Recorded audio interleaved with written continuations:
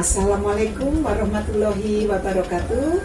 Bertemu lagi dengan Umi Nini Kawa dalam Sirah Nabawiyah bagian yang ke-46 hari ini. Semoga seluruh sahabat-sahabatku dimanapun berada, saudara-saudaraku muslim dimanapun berada, semua selalu dalam lindungan Allah SWT. Dan dalam pandemi COVID-19 ini jangan lupa selalu ikuti protokol kesehatan pemerintah ya. Jangan lalai, selalu setiap keluar rumah pakai masker, cuci tangan, jaga jarak dan olahraga. Oke? Kita mulai dengan bab yang ke-46 hari ini. Allahumma sholli ala Sayyidina Muhammad wa ala ali Sayyidina Muhammad. Setelah Abu Thalib meninggal, Abu Lahab terpilih menjadi pemimpin Bani Hashim. Sehingga Abu Lahab mengumumkan kepada masyarakat Quraisy bahwa sekarang Bani Hashim sudah tidak boleh melindungi Rasulullah SAW, sehingga Rasulullah boleh dianiaya, bahkan boleh dibunuh sekalipun, tidak ada yang bisa menuntut atas kematiannya. Begitu kejamnya Abu Lahab sehingga bisa mengeluarkan kata-kata seperti itu. Dalam perjalanan kembali ke Mekah, keadaan Nabi yang tanpa perlindungan itu merisaukan Zaid. Zaid pun bertanya kepada Rasulullah, "Ya Rasulullah, kita mau kembali ke Mekah, namun sekarang Anda tidak ada yang melindungi. Aku sangat khawatir, bagaimana tanggapanmu Rasulullah?" Rasulullah memandang Zaid dengan tatapan yang teduh sambil berkata bahwa Rasulullah, Allah akan melindungi Rasul dan agamanya. Allah akan melindungi agama dan Rasulnya. Tiba-tiba di luar Mekah, melalui seorang penduduk, Rasulullah menghubungi Al-Khonas bin Syarik untuk menanyakan apakah ia mau memberikan perlindungan. Namun Al-Khonas menolak. Rasulullah kemudian menghubungi lagi Suhail bin Amir dan dari Bani Amir bin Lu'ay, tetapi ia juga menolak. Akhirnya Al-Mutfim bin Adi bersedia memberikan perlindungan kepada Rasulullah SAW. Esok harinya Al-Mutfim menuju ke Ka'bah dan mengumumkan kepada masyarakat Quraisy, bangsa Quraisy, bahwa Al-Mutfim mengumumkan perlindungannya kepada Rasulullah. Abu Lahab datang dan memprotes dengan ejekan, "Kamu memberi perlindungan atau mengikuti ajaran Rasulullah, ajaran Muhammad? Kami memberikan perlindungan kepada orang yang seharusnya engkau lindungi," jawab Al-Mutfim. Suatu hari Rasulullah pergi ke Ka'bah. Abu Jahal melihatnya dan berseru kepada sekumpulan seorang Quraisy dengan nada yang menghina, "Wahai keturunan Abdul Manaf, inilah Nabi kalian." Menanggapi kolokan itu, Utbah bin Rabi'ah berkata, "Peduli apa pula engkau? Apakah kita ini mempunyai seorang nabi atau seorang raja?" Rasulullah mendekati keduanya, mendekati Utbah bin Rabi'ah dan mendekati Abu Lahab. Kemudian Rasulullah berkata, "Wahai Utbah, demi Allah, ucapanmu adalah tanggunganmu sendiri. Sementara kamu Abu Jahal, nasib jelek akan menimpamu.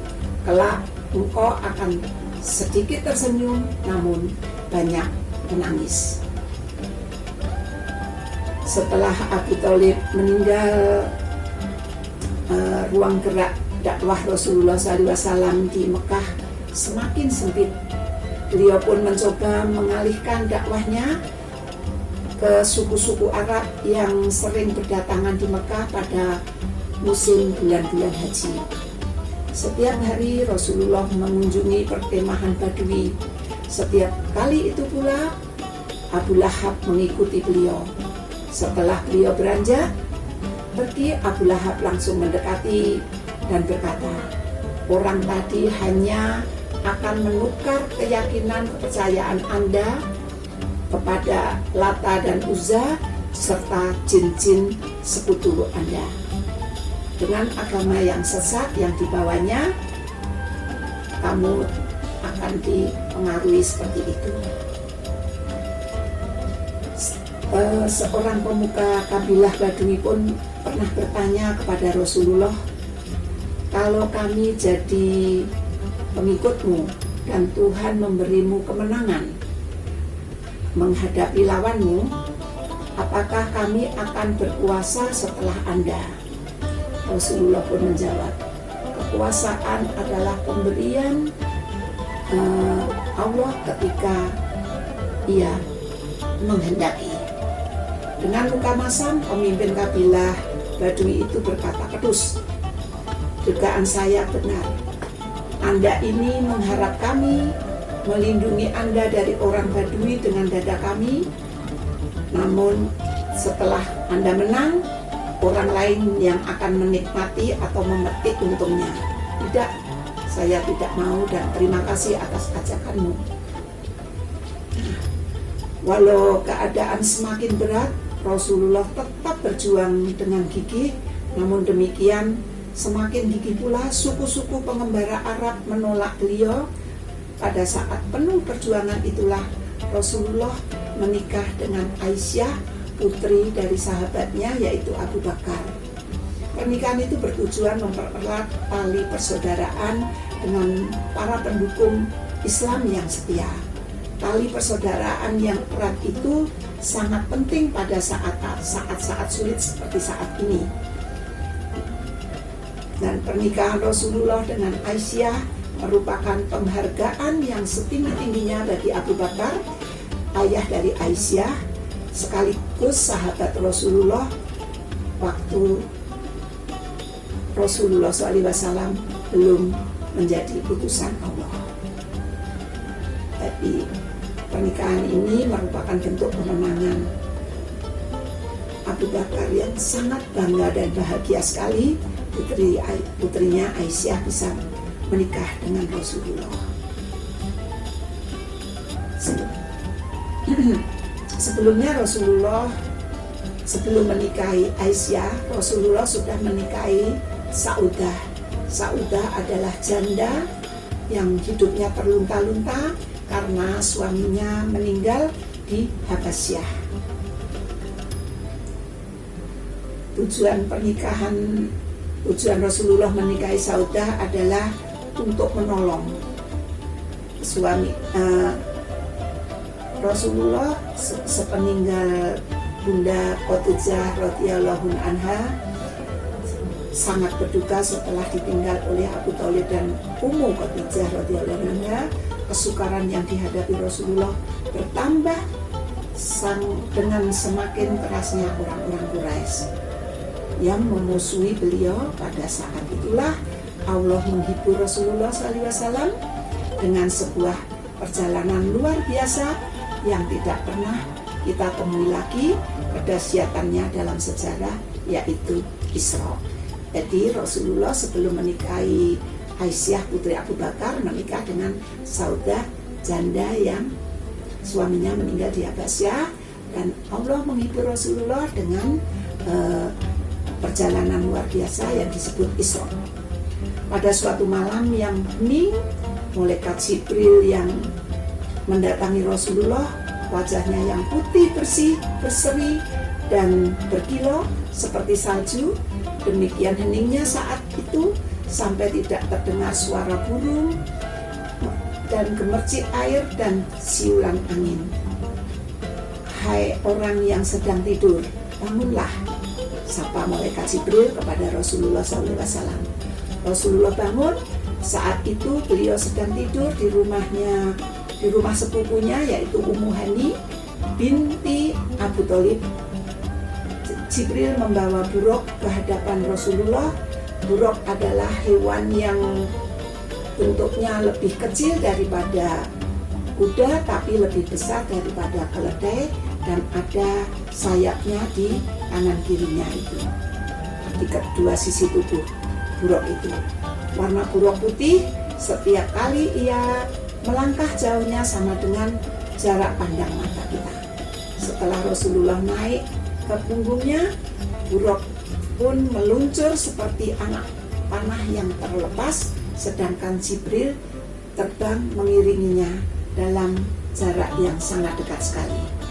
Mereka terbang melintasi padang-padang pasir menuju ke utara. Dalam perjalanan Isra, satu ifrit adalah jin yang amat jahat, mengejar Rasulullah SAW dengan membawa obor. Malaikat Jibril mengajarkan doa kepada Rasulullah SAW. Akhirnya ifrit obornya mati dan jatuh terjungkal. Akhirnya Rasulullah tiba di Baitul Maqdis, yaitu di Yerusalem, Palestina. Di atas Baitul Maqdis, Rasulullah bertemu dengan Nabi Ibrahim alaihissalam, Nabi Musa alaihissalam, dan Nabi Isa alaihissalam. Ketiga nabi mulia itu ditemani nabi-nabi lainnya. Rasulullah kemudian memimpin sholat dengan semua nabi dan rasul saat itu. Selesai sholat, dibawakanlah ke hadapan Rasulullah 3 buah bejana yang berisi air, berisi hammer, dan berisi susu. Rasulullah mendengar sebuah suara yang berkata, kalau ia mengambil air maka akan tenggelam, dan begitu juga dengan umatnya. Apabila mengambil bejana yang berisi halm akan tersesat, begitu juga dengan umatnya. Namun apabila mengambil bejana yang berisi susu maka akan dibimbing, dan begitu juga umatnya. Oleh karena itu Rasulullah mengambil bejana yang berisi susu lalu diminum dengan menyebut nama Allah. Jibril pun berkata kepada Rasulullah, Anda telah diberkati, dan begitu pula umat Anda Muhammad. Setelah itu beliau dibawa naik sampai ke langit. Tangga dipancangkan di atas batu Yakub, yaitu Mi'raj, berarti tangga. Saat naik ke langit, Rasulullah meniti Mi'raj, bukan lagi naik buruk karena buruknya ditambatkan di depan Baitul Maqdis. Oleh Jibril, tangga itu diletakkan di atas batu besar dan ujungnya terus menjulang sampai ke langit. Dengan tangga itu Rasulullah naik ke atas langit yang berlapis 7. Setiap tingkatan langit dijaga oleh malaikat agar tidak dicuri oleh setan yang mencuri dan mendengar rahasia-rahasia langit. Di langit pertama Rasulullah melihat semua malaikat tersenyum. Hanya ada satu malaikat yang tidak tersenyum, yaitu bernama malaikat itu penjaga neraka, yaitu malaikat Malik. Rasulullah bertanya kepada Jibril, siapakah itu yang tidak tersenyum? Dia adalah malaikat Malik, penjaga neraka. Jawab Jibril kepada Rasulullah, bisakah engkau menyuruh kepada malaikat Malik untuk membuka seperti apakah neraka itu? Malaikat Malik membukalah pintu neraka, apinya keluar dengan sangat pesat sekali menjelat sampai Rasulullah terkejut, seperti berkobar tinggi sekali, dan bahwa Rasulullah mengira akan membakar segalanya. Demikianlah bab yang ke-46 bisa dipetik pelajarannya, ibrahnya, untuk kita mengetahui tentang kesabaran Rasulullah, sehingga Allah SWT memberikan perjalanan Isra dan Mi'raj. Mi'raj adalah tangga Rasulullah untuk menuju ke langit. Berjumpa lagi esok dengan bagian yang 47. Semoga semuanya jangan lupa untuk melihat Sirah Nabawiyah Umi Nini Gawat, subscribe, like, komen, dan bagikan. Billahi taufiq wal hidayah. Wassalamualaikum warahmatullahi wabarakatuh.